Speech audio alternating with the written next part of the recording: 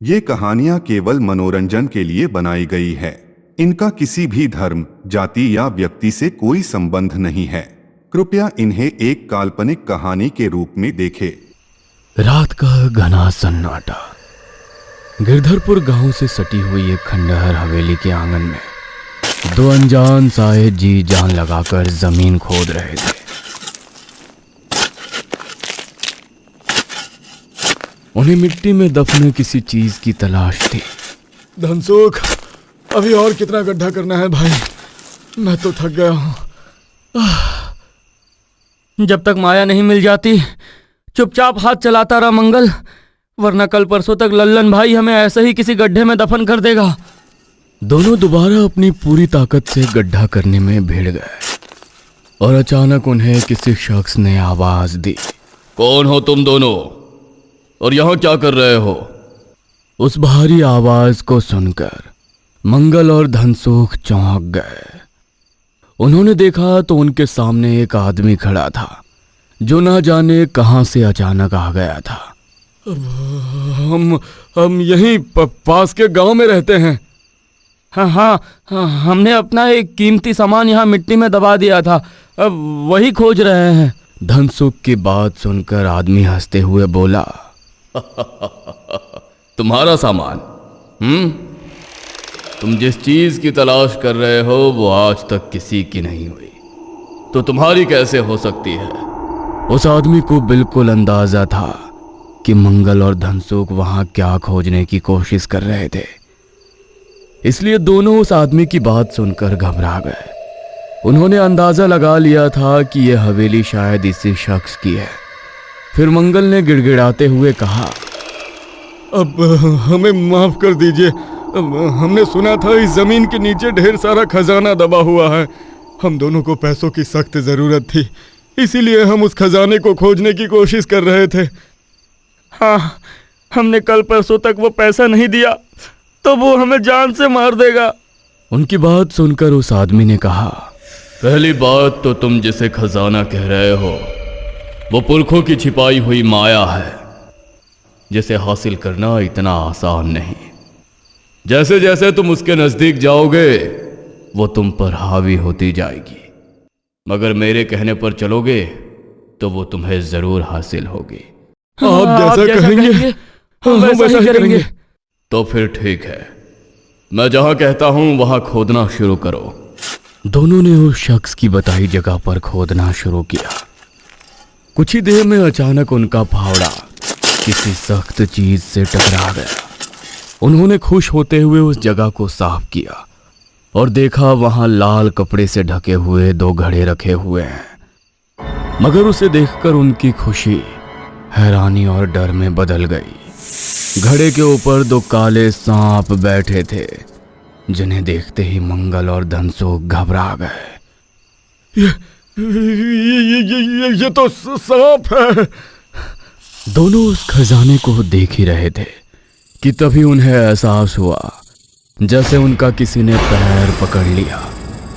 उन्होंने चौंकते हुए नीचे देखा तो उनकी सांसें हलक में ही अटक गई। उनके पैरों को एक सड़े गले मुर्दे ने पकड़ रखा था जो मिट्टी के अंदर से बाहर निकला था। वो उनके पैरों को पकड़कर मिट्टी में खींच रहा था। उसे देखते ही डर और घबराहट की वजह से दोनों की चीखें निकल गईं। बचाओ! जिस शख्स ने उन्हें इस खजाने के बारे में बताया था वो उन्हें देखते हुए शैतानी अंदाज में हंसने लगा।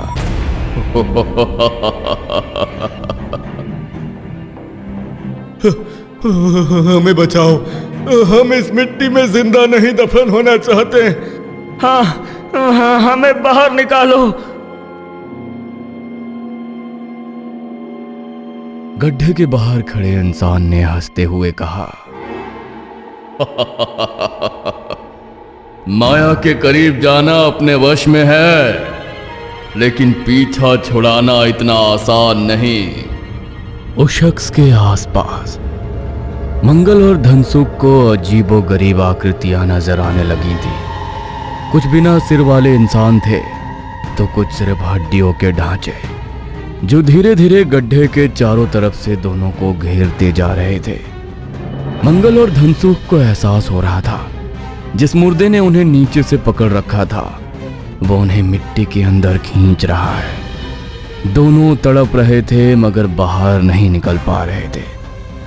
कुछ ही देर में दोनों काफी हद तक मिट्टी के अंदर समा चुके थे। अब उनका दम घुटने लगा था और देखते ही देखते उनकी आंखों के आगे अंधेरा छा गया। कुछ देर बाद मंगल और धनसुख की आंखें खुली। उन्होंने देखा वो गड्ढे से बाहर निकल चुके थे और वो शख्स अभी भी उनके सामने खड़ा था।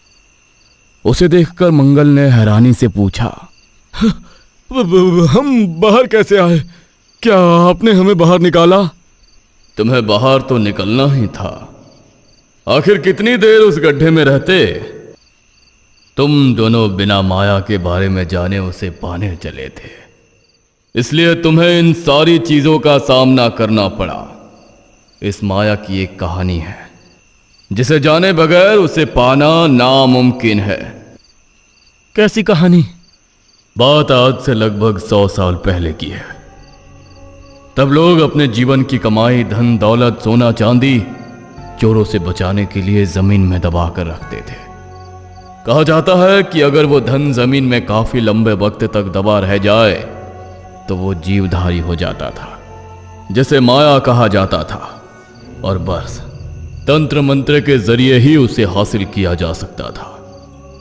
इस हवेली के माया की भी ऐसी ही कहानी है। इस हवेली का मालिक ठाकुर हरपाल सिंह एक अय्याश और लालची आदमी था। वो अपने पुरखों की बनाई संपत्ति को अपने शानो शौकत और अय्यासी में उड़ाता था। एक रात जब वह हवेली के आंगन में सो रहा था तो उसे सपने में 2 सोने और चांदी से भरे घड़े नजर आए, जिनके अंदर से आवाज आ रही थी, हमें बाहर निकाल हरपाल, सदियां गुजर गई, किसी ने हमारी खबर नहीं ली, हमें हमारी बलि देकर मुक्त कर, हमें बाहर निकाल। हरपाल चौंक कर उठ बैठा और खुद से ही बोला, ये कैसा सपना था? पहली बार तो हरपाल ने उस सपने को बस सपना समझकर टाल दिया, मगर जब उसे एक ही सपना बार बार आने लगा तो उसने एक तांत्रिक को बुलाया। तुम जहां सोते हो उसी के ठीक नीचे कई वर्षों से तुम्हारे पुरखों की एक माया दबी हुई है, जो जीवधारी हो चुकी है और अब बाहर आना चाहती है। ये तो बड़ी अच्छी बात है। मैं आज ही उसे खोद कर बाहर निकाल लूंगा। उसे पाना इतना आसान नहीं है। वो इस घर के बड़े बेटे की बलि लेगी और उसका तीसरा हिस्सा किसी पुण्य कार्य में लगाना होगा। हो जाएगा तांत्रिक, मैं बंदोबस्त कर लूंगा। बस मुझे वो धन चाहिए। ठाकुर हरपाल का बड़ा बेटा दिमागी तौर पर कमजोर था, जो उसे पहली पत्नी से था और अब वो मर चुकी थी, इसलिए बड़े बेटे की बलि देना उसके लिए कोई मुश्किल काम नहीं था। उसने तांत्रिक को सारी तैयारियां करने के लिए बोल दिया। यह क्रिया पूर्णमासी की रात को होनी थी। जब पूर्णमासी की रात आई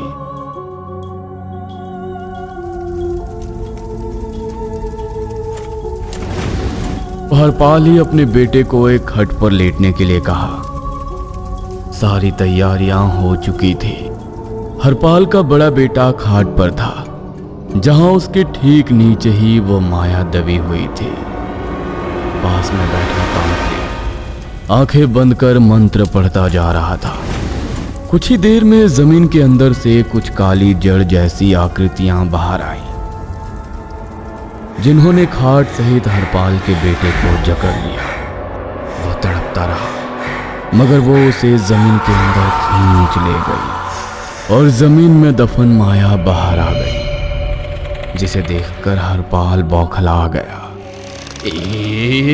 इतना सोना, ये सब मेरा है, मेरा, मैं किसी को नहीं दूंगा।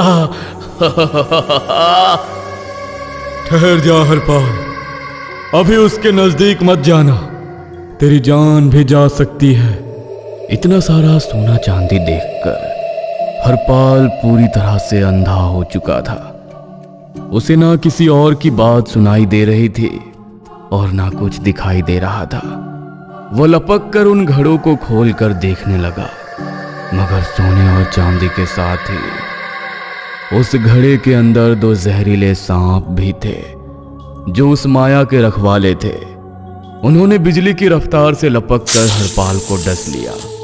हरपाल ने वहीं तड़प कर अपना दम तोड़ दिया। तांत्रिक वहां से अपनी जान बचाकर भाग गया और इधर माया हरपाल के जहर से नीले पड़ चुके शरीर के साथ दोबारा जमीन के अंदर धंस गई। हरपाल इसलिए मारा गया क्योंकि उसने लालच में पागल होकर उस माया को हाथ लगाया और पूरी विधि का सही पालन नहीं किया। इसी तरह कई लोगों ने ऐसे ही नाकाम कोशिश की माया को पाने के लिए, मगर सभी का हश्र बुरा ही हुआ। पूरी कहानी सुनने के बाद मंगल और धनसुख समझ चुके थे कि माया को पाना इतना आसान नहीं था। वो अपने आप को खुशकिस्मत समझ रहे थे कि माया ने उनकी जान बख्श दी। हे भगवान, ये तो अच्छा हुआ समय रहते आप हमें मिल गए और हमारी जान बच गई। और ये सब आपको कैसे पता? क्योंकि मैं जमींदार हरपाल सिंह। तुम दोनों भी मर चुके हो। यकीन नहीं आता तो जरा उस गड्ढे में झांक कर देखो। मंगल और धनसुख ने उस गड्ढे में झांक कर देखा। उसमें उनकी लाशों के साथ साथ जमींदार हरपाल सिंह की भी सड़ी गली लाश पड़ी थी। दोनों हैरानी से माया को और अपनी लाशों को देखते रहे। फिर माया धीरे धीरे उनकी लाशों के साथ जमीन के और अंदर दबती चली गई। हेलो दोस्तों, हमारे चैनल की लेटेस्ट वीडियोस और सभी अपडेट्स के लिए हमें फेसबुक और इंस्टाग्राम पर जरूर फॉलो करें।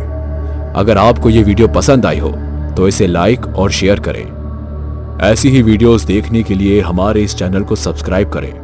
तो मिलते हैं अगली वीडियो में। तब तक के लिए नमस्कार।